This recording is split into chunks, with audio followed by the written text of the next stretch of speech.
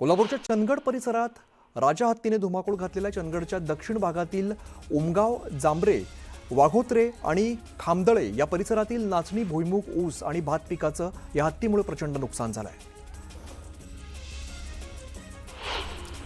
नंदुरबारमधील तोरणमाळकडे जाणाऱ्या रस्त्याची दुरावस्था झाली। जवळपास 3 वर्षांपासून या ठिकाणी बंद असलेली बस सेवा आणि रखडलेले प्रकल्प यामुळे 3 राज्यांच्या सीमेवरती वसलेल्या तोरणमाळाचा विकास रखडलाय आणि यामुळे परराज्यातून येणाऱ्या पर्यटकांची नाराजी व्यक्त केली आहे।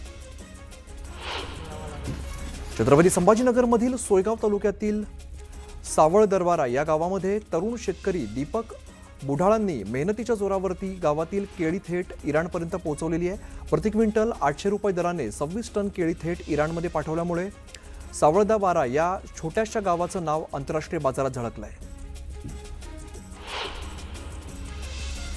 जालन्यातील बागेश्वरी खासगी साखर कारखान्यावरती स्वाभिमानी शेतकरी संघटनेचा मोर्चा काढलेला होता।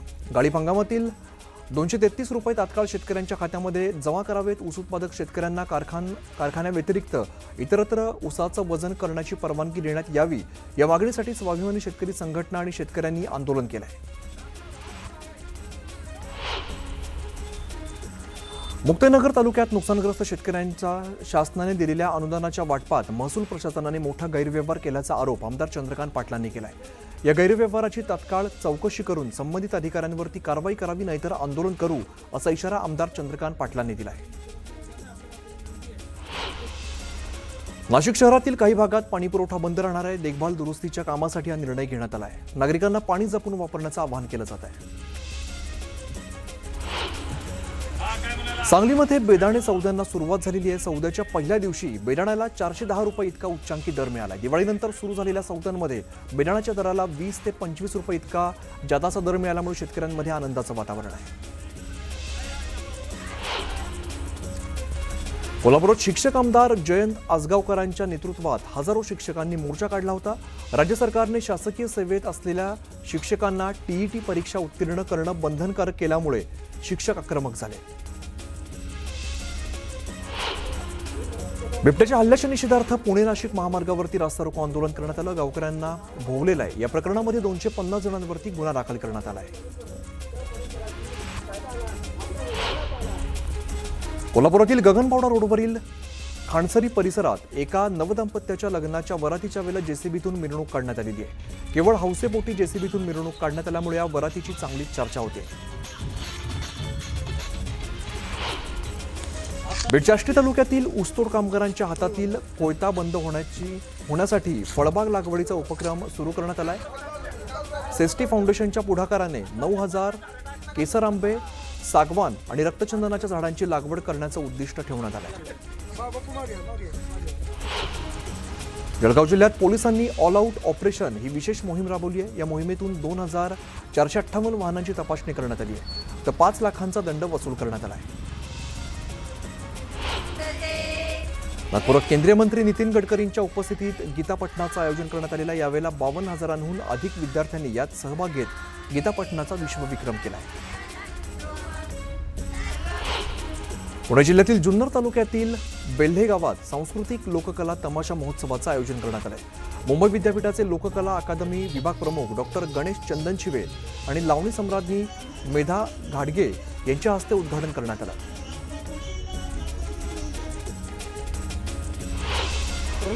संसदेचं हिवाळी अधिवेशन 1 डिसेंबरपासून सुरू होणार आहे। 1 डिसेंबर ते 19 डिसेंबर दरम्यान अधिवेशन चालणार असल्याची माहिती संसदीय कार्यमंत्री किरेन रिजिजू यांनी दिलेली आहे। या अधिवेशनात काही महत्त्वाची विधेयकं मांडली जाण्याची शक्यता आहे। कर्जत खोपोलीत शिंदेच्या शिवसेनेला धक्का बसलाय। आमदार महेंद्र थोरवे यांची साथ सोडून शेकडो कार्यकर्त्यांनी अजित पवारांच्या राष्ट्रवादीमध्ये प्रवेश केलाय। खासदार सुनील तटकरेंच्या उपस्थितीत हा पक्षप्रवेश पार पडलाय। कणकवलीमध्ये ठाकरेंची शिवसेना आणि शिंदेच्या शिवसेनेच्या युतीच्या चर्चांवरती नारायण राणेंनी मोठं विधान केलंय। दोन्ही शिवसेनेची युती झाल्यास रत्नागिरी आणि सिंधुदुर्ग जिल्ह्यात शिंदेच्या शिवसेनेसोबत संबंध तोडणार असल्याचं वक्तव्य त्यांनी केलंय। जमिनीच्या व्यवहाराचा विषय गंभीर आहे, चौकशी करून वास्तव समोर ठेवावं। पार्थ पवार जमीन व्यवहार प्रकरणावरून शरद पवारांनी विधान केलंय। तर पार्थ पवारांवरती गुन्हा का दाखल नाही हे फडणवीस सांगू शकतील असंही ते म्हणाले। सुप्रिया सुळे यांचं पार्थबाबतचं विधान वैयक्तिक असल्याचं पवारांनी म्हटलंय. तर कुटुंब आणि राजकारण या दोन्ही गोष्टी वेगवेगळ्या असल्याचंही ते म्हणाले. मनसेबाबत सर्वांनी एकत्रित बसून निर्णय घेण्याचं वक्तव्य शरद पवारांनी केलंय. मनसेला मवियात घेण्याबाबतच्या प्रश्नावरून त्यांनी हे विधान केलंय. तर काँग्रेसने मनसेबाबत टोकाची भूमिका न घेण्याचं आवाहन सुद्धा केलंय. आगामी निवडणुका व्हीव्हीपॅटचा वापर करण्याची मागणी शरद पवारांनी केली आहे. व्हीव्हीपॅटने मतदान झाल्यास शंका राहणार नसल्याचंही पवार म्हणाले.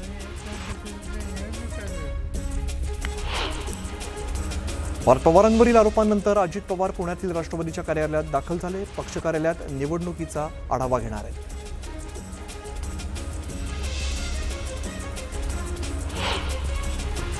रुपाली चाकणकरांविरोधात विधान केल्याने रुपाली ठोंबरे पाटील यांना पक्षाने नोटीस पाठवली आहे. शिस्तभंगाची कारवाई का करू नये यासाठी 7 दिवसात उत्तर देण्याची नोटीस या आदेशामधून दिली आहे. उन्मेष पाटील यांनी स्टेट बँकेला 100 कोटींना बुडवल्याचा खळबळजनक आरोप गिरीश महाजनांनी केलाय. तर त्याबाबतची वसुली लवकरात लवकर सुरू होणार असल्याचे ते म्हणाले. तर उन्मेष पाटलांनी सध्या पंचायत समितीच्या निवडणुकीत उतरून दाखवण्याचंही आव्हान महाजनांनी दिलं आहे. हिवाळी अधिवेशन 8 डिसेंबरहून 19 डिसेंबर असण्याची शक्यता आहे. तर विधान भवन सचिवालयाचं कामकाज 28 नोव्हेंबरपासून नागपुरात सुरू होणार असून आचारसंहितेमुळे अधिवेशनाच्या दिवसात बदल होण्याची शक्यता आहे.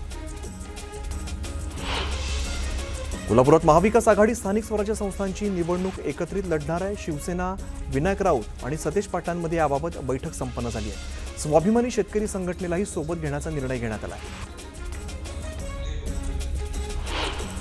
आगामी निवडणुकीत बोगस मतदारांना मतदान करू देणार नसल्याचं वक्तव्य विजय वडेट्टीवारांनी केलंय. तर दुबार मतदारांना मतदानापासून रोखणार असल्याचंही ते म्हणाले. राजकारणातील अल्पसंतुष्ट लोक आणि भटक्या आत्म्यांचा बंदोबस्त करण्यासाठी लिंबाचे प्रयोग करा असा अजब सल्ला मंत्री राधाकृष्ण विखे पाटलांनी दिलाय. 50 वर्ष काँग्रेससोबत राहिलेले प्रकाश पाटील भाजपात आल्यामुळे त्यांनी हे विधान केलंय. महानगरपालिका निवडणुकीत शक्य तिकडे महायुती म्हणून लढणार असल्याचं वक्तव्य जयकुमार रावल यांनी केलंय. तर जिकडे अडचण असेल तिकडे मैत्रीपूर्ण लढणार असल्याचे ते म्हणाले. खासदार संजय राऊत यांची प्रकृती स्वास्थ्यासाठी कपालेश्वर महादेव मंदिरात अभिषेक करण्यात आलाय. ठाकरेंच्या शिवसैनिकांनी महादेवाकडे राऊतांच्या तब्येतीसाठी साकडं घातलंय. शरद पवारांना पुन्हा खासदारकी मिळणं अशक्य असल्याचं वक्तव्य गोपीचंद पडळकरांनी केलंय. तर राज्यसभेवरती जाण्यासाठी संख्याबळ लागतं आणि ते संख्याबळ त्यांच्या पक्षाकडे नसल्याचा टोला त्यांनी लगावलाय. शेतकऱ्यांना हेक्टरी 50,000 मदत द्या, कर्जमाफी करा आणि पीक विम्याचे पैसे द्या अशी मागणी उद्धव ठाकरेंनी केली आहे. जाहीर केलेली मदत आधी द्या, मग विकासावरती बोला असा टोला सुद्धा लगावलाय. काही दिवसांपूर्वी छत्रपती संभाजीनगरात लघुशंका करणाऱ्या तरुणाचा व्हिडिओ व्हायरल झाला होता. या घटनेनंतर तरुणाने आत्महत्या केलेली होती. दरम्यान नवनाथ वाघमारे यांनी मृत तरुणाच्या कुटुंबियांची भेट घेतली. संबंधित तरुणाला न्याय न मिळाल्यास मोर्चा काढण्याचा इशारा नवनाथ वाघमारेंनी दिला आहे.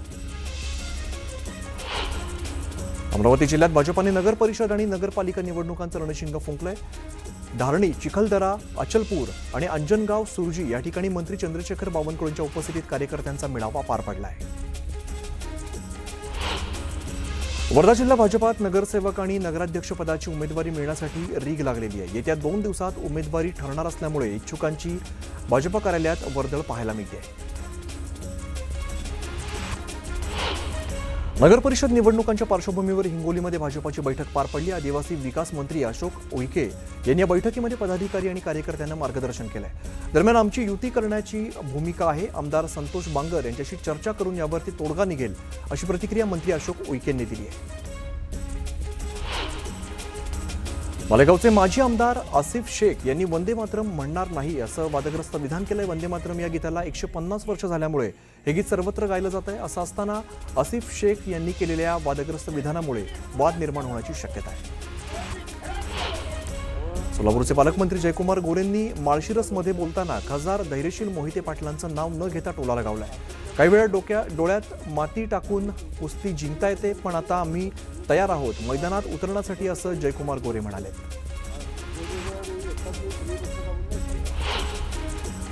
बीडचे आमदार संदीप क्षीरसागरांनी मनोज जरांगे यांची भेट घेतली। यावेळेला त्यांनी जरांगे यांची विचारपूस केली आहे। जरांगेंना जीवे मारण्याचा कट रचल्या प्रकरणात दोघांना पोलीस कोठडी झाल्यानंतर त्यांनी ही भेट घेतली। धनंजय मुंडेंची खरंच नार्को टेस्ट करण्याची मागणी मराठा क्रांती ठोक मोर्चाने केलेली आहे। धनंजय मुंडे अजित पवारांना ब्लॅकमेल करत असल्याचा आरोप सुद्धा केला। सांगलीमध्ये शेतकरी कर्जमाफीसाठी संजय काका पाटील हे स्वाभिमानी शेतकरी संघटनेचे माजी खासदार राजू शेट्टींच्या सोबत मैदानात उतरणार आहेत। अतिवृष्टीमुळे बाधित झालेल्या शेतकऱ्यांची जोपर्यंत कर्जमाफी होत नाही तोपर्यंत कर्जवसुली करू नये अशी मागणी संजय काका पाटील आणि राजू शेट्टी यांनी केली।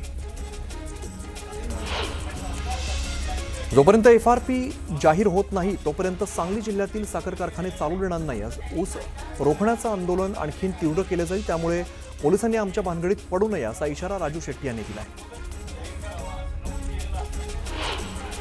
मनोज जरांगे यांच्या नार्को टेस्टच्या परवानगीसाठी एसपींकडे अर्ज करण्यात आलेला आहे। जरांगेंच्या शिष्टमंडळाने पोलीस अधीक्षकांना अर्ज दिलेला असून धनंजय मुंडेंच्या नार्को टेस्टची मागणी केली आहे।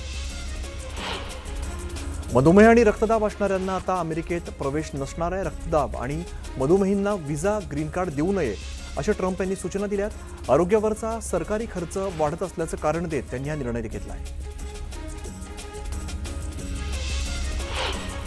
सार्वजनिक ठिकाणांवरून सर्व भटक्या कुत्र्यांना तातडीने हटवण्याचे आदेश सर्वोच्च न्यायालयाने दिलेत। त्यांच्यासाठी उभारलेल्या विशेष निवारा केंद्रामध्ये बंदिस्त करा। भटक्या कुत्र्यांचा प्रवेश रोखण्यासाठी शाळा, महाविद्यालय, रुग्णालय, रेल्वे स्थानकं आदी ठिकाणांच्या सभोवताली तारेचं कुंपण घाला असे महत्त्वपूर्ण आदेश सर्वोच्च न्यायालयाने दिले। सांगलीच्या बोरगावमध्ये पैशांच्या वादातून एका विवाहित महिलेची हत्या करण्यात आली आहे। या हत्येनंतर मृतदेह दुचाकीसह नदीत फेकलेला होता। दरम्यान 48 तासांच्या शोध मोहिमेनंतर हा मृतदेह सापडलेला असून पोलिसांनी संशयित आरोपी तुकाराम वाटेगावकरला अटक केली आहे।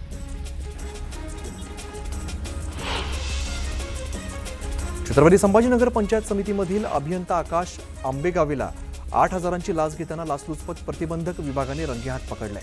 रोजगार हमी योजनेअंतर्गत बांधलेल्या विहिरीच्या कामाचे 1,77,000 रुपयांचं बिल मंजूर करण्यासाठी या अभियंत्याने 15,000 रुपयांची लाच मागितलेली होती। त्यातले 8,000 स्वीकारताना आंबेगावे यांना सापळा रचत पकडण्यात आलाय।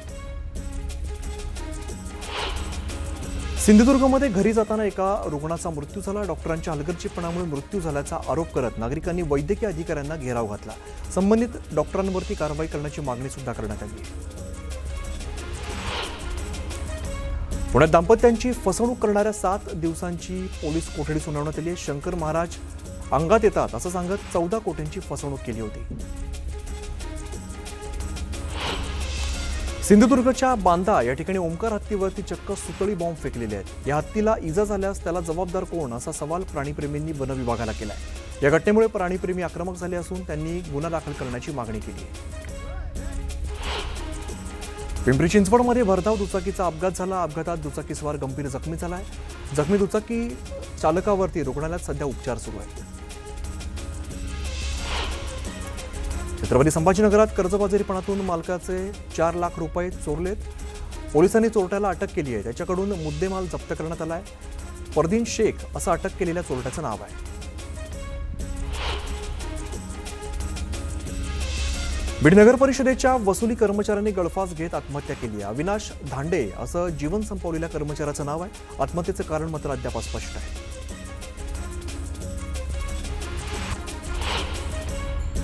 शहापूरमधील खर्डी या ठिकाणी ज्ञानेश्वर महाराजांच्या समाधी सोहळ्यासाठी आळंदीच्या दिशेने पायी दिंडीचं प्रस्थान झालेलं आहे। टाळमृदुंगाच्या गजरात वारकरी भक्तिभावाने 250 किलोमीटरचा पायी प्रवास 8 दिवसात करणार आहे। आगामी नगर परिषद निवडणुकीमध्ये भाजपाला पराभवाची धूळ चालण्यासाठी आम्ही मैदानात उतरणार असल्याची घोषणा शिवसेनेच्या संजय देशमुखांनी केली आहे। वाशिममध्ये मवियासोबत अधिकृत युती करणार असल्याचे त्यांनी स्पष्ट केलं आहे।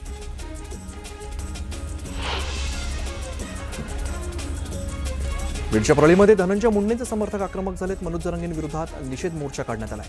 परळी शहरातील राणी लक्ष्मीबाई टॉवर परिसरात कार्यकर्त्यांनी एकत्र येत जरांगेंविरोधात जोरदार घोषणाबाजी केली।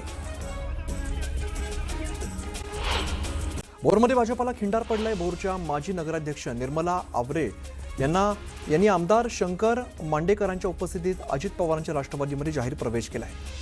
आवरेंच्या प्रवेशामुळे माजी आमदार संग्राम थोपटेंना मोठा धक्का बसलाय।